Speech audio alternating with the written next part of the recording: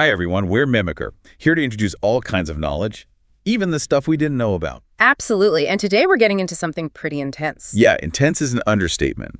So I want you to picture something for a second. Imagine a 600 horsepower spaceship. Just an absolute rocket. Right, basically launching through a dense forest at like 100 miles an hour.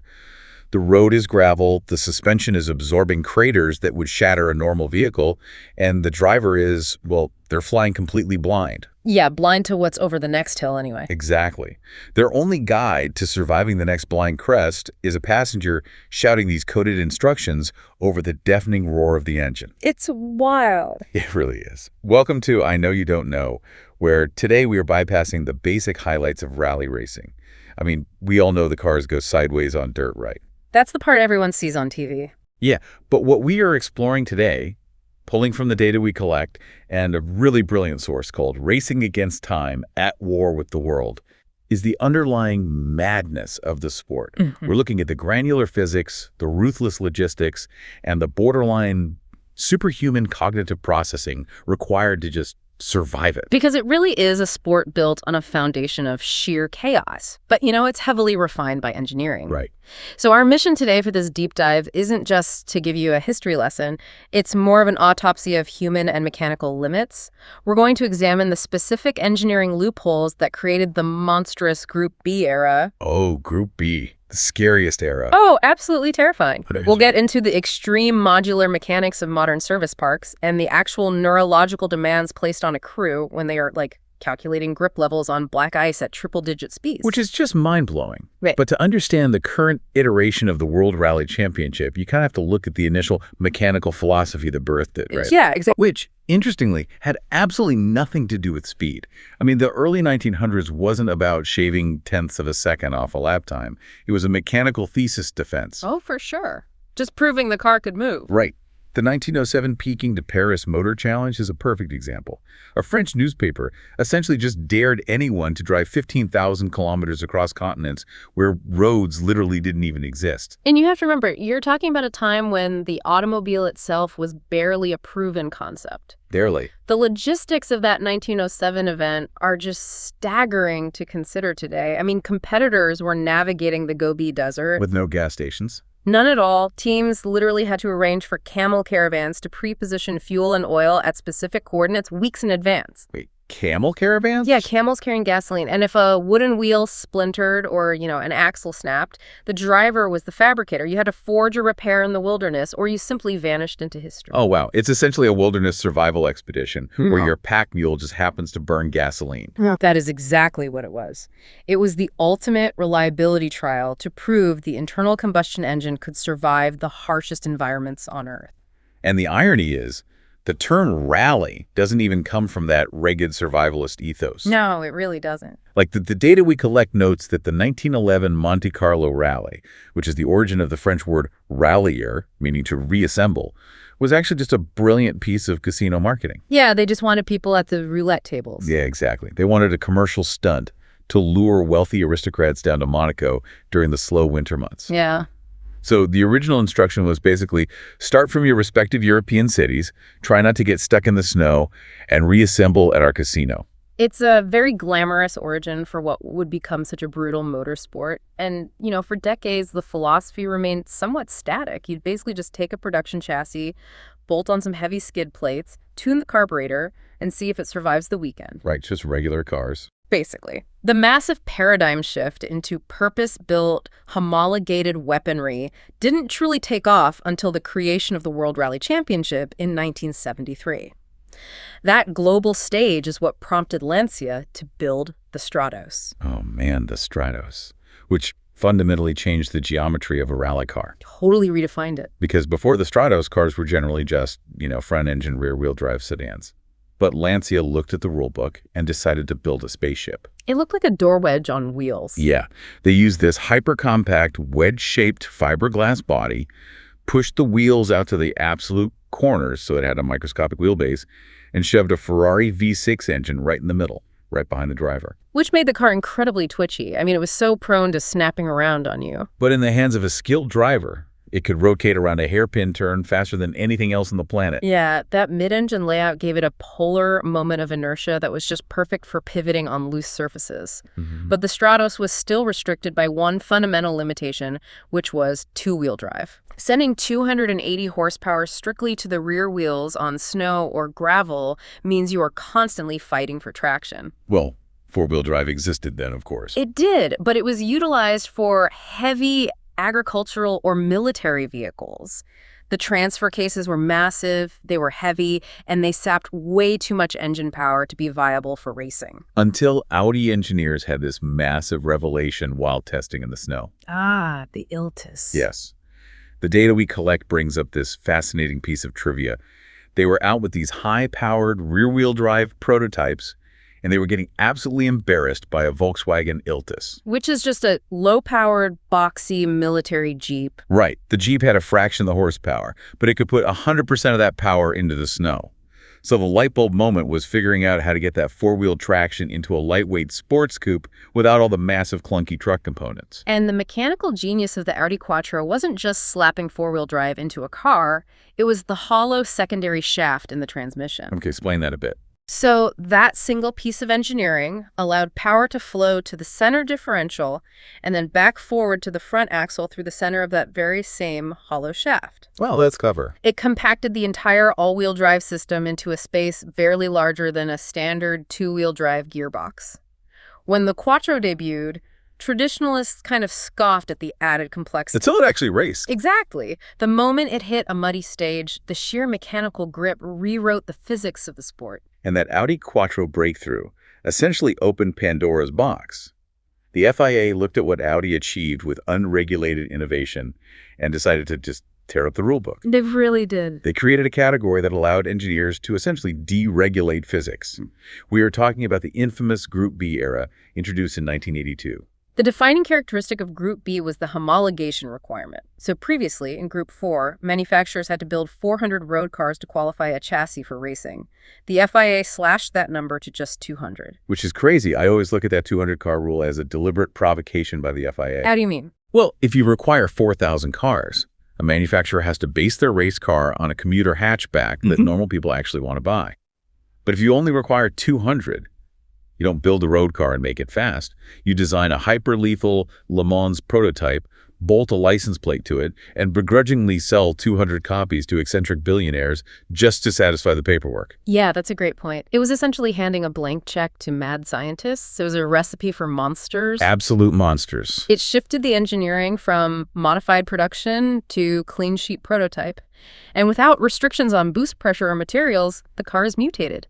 Engineers abandoned heavy steel unibody frames and moved to space frame chassis. Which are basically intricate skeletons of lightweight steel tubing, right? Right, draped in paper-thin Kevlar and fiberglass panels.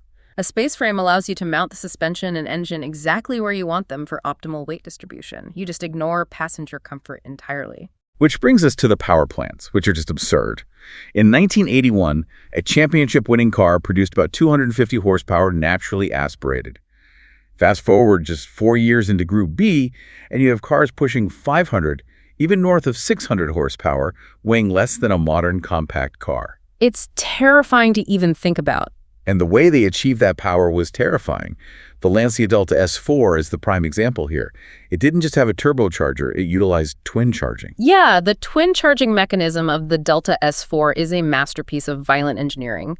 The problem with massive turbochargers in the 80s was turbo lag. Which is what exactly? Basically, you'd step on the gas, wait like 3 seconds for the exhaust gases to spool up the turbine, and then the power would hit like a sledgehammer. And usually that hit mid-corner, throwing the car straight into the trees. Yikes. So how did Lancia fix that? Lancia solved it by adding a belt-driven supercharger. The supercharger provided instant linear boost the millisecond the driver touched the throttle at low RPM. Okay, that makes sense. Then, as the engine climbed toward 4,000 RPM, this complex pneumatic bypass valve would snap open, disengaging the supercharger and seamlessly handing the airflow over to the massive turbocharger for top-end speed. The result was literal face-distorting acceleration. The data we collect notes the Delta S4 could allegedly hit 0 to 100 kilometers per hour on loose gravel in 2.3 seconds. On gravel. On gravel. Think about the physics required to do that.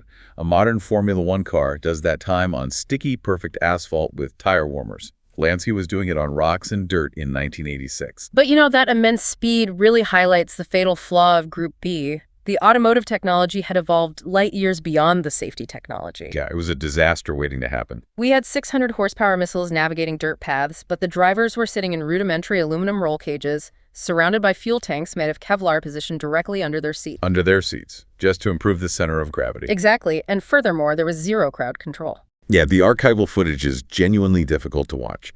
You have fans standing shoulder to shoulder, completely blocking the road, and they part like a human zipper at the absolute last second. Like the Red Sea. Mass hysteria. The cars were just too fast for human reflexes, both for the drivers and the spectators.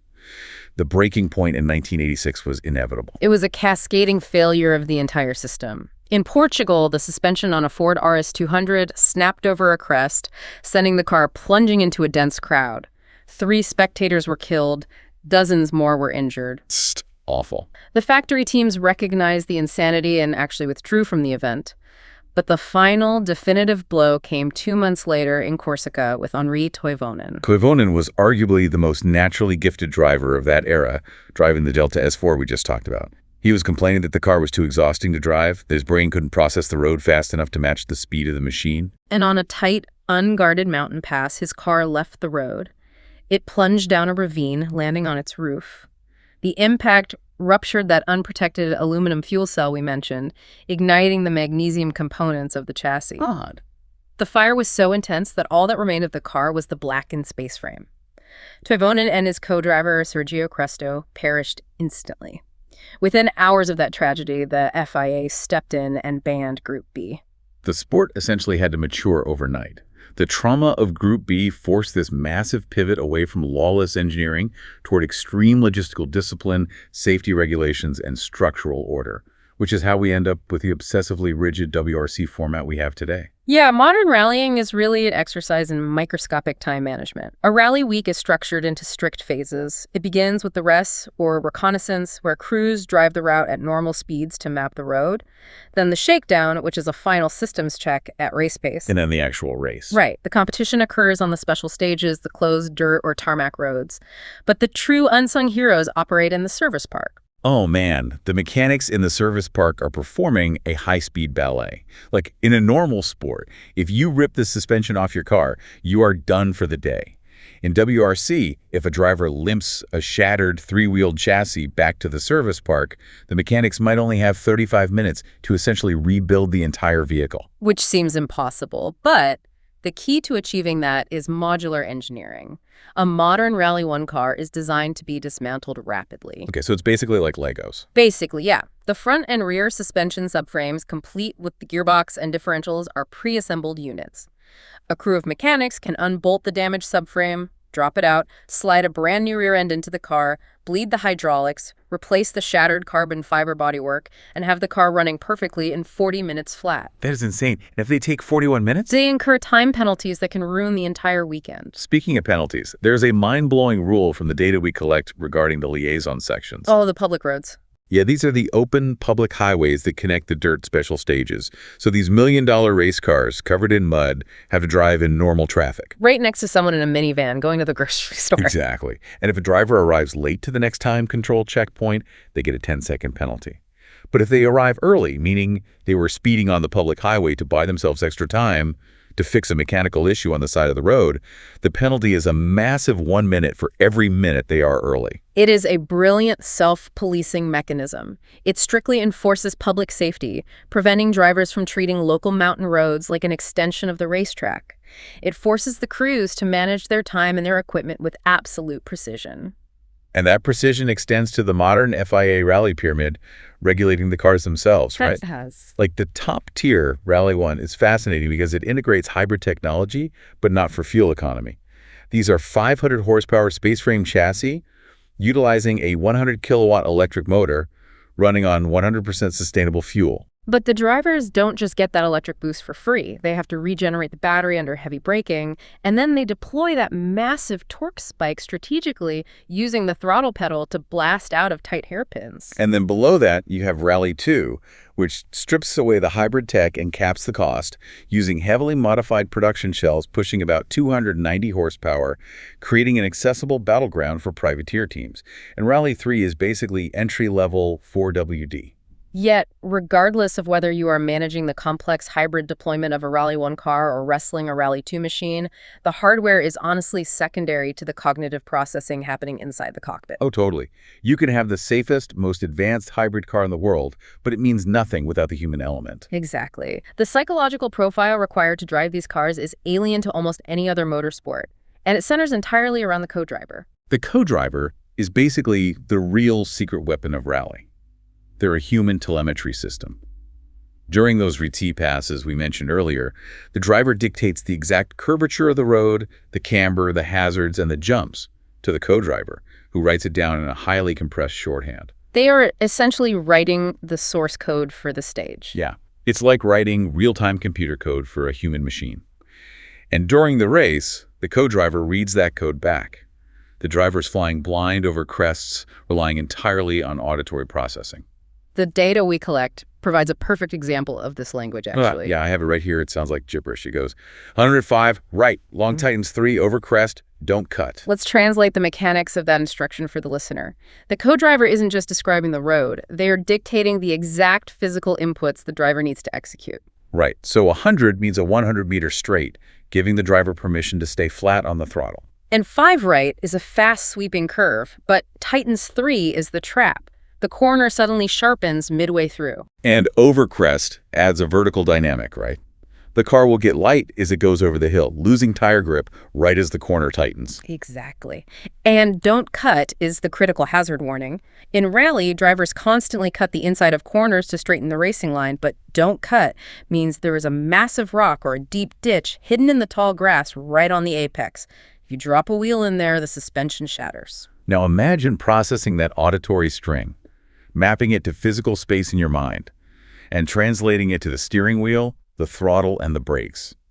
All while the chassis is vibrating violently over bedrock at 110 miles an hour. It's unbelievable. Furthermore, the driver is constantly adjusting the brake bias, shifting the hydraulic braking pressure from the front wheels to the rear wheels, using a dial on the dashboard to purposefully unbalance the car so it slides sideways into the next corner. The cognitive load is staggering. This is precisely why the eternal debate between Formula One and Rally is so fascinating. Oh, the which is harder debate? Right. Formula One is an exercise in supreme, repeatable precision. A track is laser scanned, the driver knows every millimeter of the asphalt, and the goal is to execute the perfect racing line 70 times in a row, managing tire temperatures and aerodynamic downforce in a controlled environment. You're alone in the cockpit on a quest for perfection. Yeah, I look at it this way. Formula One is the peak of classical music. You have the most complex sheet music ever written, and your objective is to play every single note flawlessly, extracting the absolute physical limit of aerodynamic grip. I like that analogy. And rallying is extreme jazz. You know the key you're playing in thanks to the pace notes, but the stage itself is actively degrading. The gravel is being swept away to expose hardpan, sudden rainstorm turns the next sector into ice, and a boulder that wasn't there during Bordeaux has just rolled onto the racing line. You have to improvise brilliance on the fly, relying entirely on mechanical grip and intuition. Exactly. And that environment of constant improvisation produces drivers who operate entirely on instinct and mechanical empathy. Completely different types of drivers. Consider Michelle Mouton. The rally queen. Yes. She didn't just participate in the terrifying Group B era. She tamed the nose-heavy, brutal Audi Quattro, battling the most aggressive drivers in the world to secure multiple WRC victories and nearly win the 1982 World Championship. Her ability to muscle that heavy four-wheel drive system through tight tarmac stages was just incredible. Or look at the philosophy of Colin McRae. His entire driving style was predicated on momentum.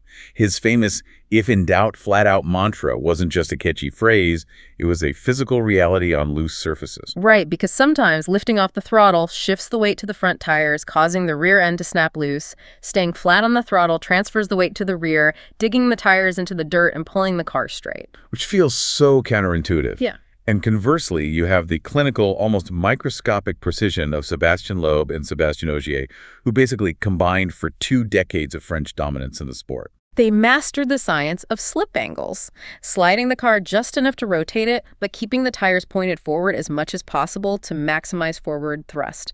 Rallying's volatile nature rewards both the wild momentum drivers and the clinical scientists. And because the environment is completely unsterilized, you get tactical maneuvers and giant slaying moments that simply cannot exist on a closed circuit like F1. Take the 1964 Monte Carlo Rally. Oh, this is a great story. You have massive V8-powered Ford Falcons going up against the tiny front-wheel drive Mini Cooper S. On dry tarmac, the Fords would obliterate the Mini. But on the icy mountain passes, the Mini's front-wheel drive physics pulled the car through the snow while the heavy rear-wheel drive Fords were left stranded spinning their tires. The tactical loopholes in the rulebook are just as fascinating. In 1983, we had the epic battle between Lancia's two-wheel drive 037 and Audi's four-wheel drive Quattro. Audi had the supreme advantage on the snowy Monte Carlo stages. But Lancia had a trick up their sleeve. They realized there was no rule explicitly banning mid-stage pit stops. Furthermore, the data we collect reveals that Lancia team members allegedly drove the stages ahead of time and spread salt on the icy corners to melt the snow down to dry tarmac. Wait, really? Just salted the roads? Literally salted the roads, allowing their two-wheel drive cars to find the grip they needed. It was an audacious, rogue interpretation of the environment. It's brilliant gamesmanship. But, the environment can be incredibly cruel, too. Mechanical empathy only goes so far. In 1998, Carlos Sainz is roughly 500 meters from the finish line of the final stage of the season. He doesn't even need to push. He just has to coast across the line to secure the world championship. And then, suddenly, a connecting rod shatters. The engine violently expires and the car rolls to a halt. He is literally inside of the finish line, just screaming in despair. It's heartbreaking, but it perfectly illustrates that in rally, you aren't just racing the clock. You are battling the endurance of metal and heat. Yet sometimes that unpredictability creates literal miracles. Like what? Chris Meek in Mexico in 2017 is a prime example. He is leading the rally on the final stage, carries too much speed over a crest, and slides entirely off the road, crashing through a hedge and landing in a spectator parking lot. A parking lot. He is completely lost, weaving his rally car between parked hatchbacks, searching for an exit. He finally finds a gap in the bushes, drops back onto the stage, and wins the rally by a fraction of a second. That perfectly captures the wild spirit of the sport. So when we synthesize all of this, the history, the group of monsters, the cognitive overload of pace notes, and the sheer chaos of the environment, what is the defining ethos of this sport? I'd say it is the ultimate testament to human adaptability. Rally is not about achieving absolute aerodynamic perfection in a sterile vacuum. It is about a driver and a co-driver forming a profound, trusting symbiosis to violently force a machine through a deeply imperfect, constantly degrading world. It is the mastery of variables you cannot control. I think that captures it perfectly. But I want to leave everyone with a final thought to mull over regarding the future of that mastery. The sport is currently staring down massive regulation changes proposed for 2027. Right, the new rules. The FIA wants to strip away the expensive hybrid units, simplify the space frame chassis, and reduce the aerodynamic downforce to lower costs and attract new manufacturers. The intention is to save the commercial viability of the sport. But if you purposefully neuter the extremes of the engineering, does the sport lose its mythic, terrifying aura? It's a valid question. Or, by making the cars harder to drive and less reliant on aerospace-level grip, does it actually return rally closer to its primal 1907 roots, placing the burden of survival squarely back on the raw instincts of the human behind the wheel? Something to think about. Thanks for tuning into this episode. If you enjoyed our content, don't forget to like, subscribe, share, and turn on the notification bell.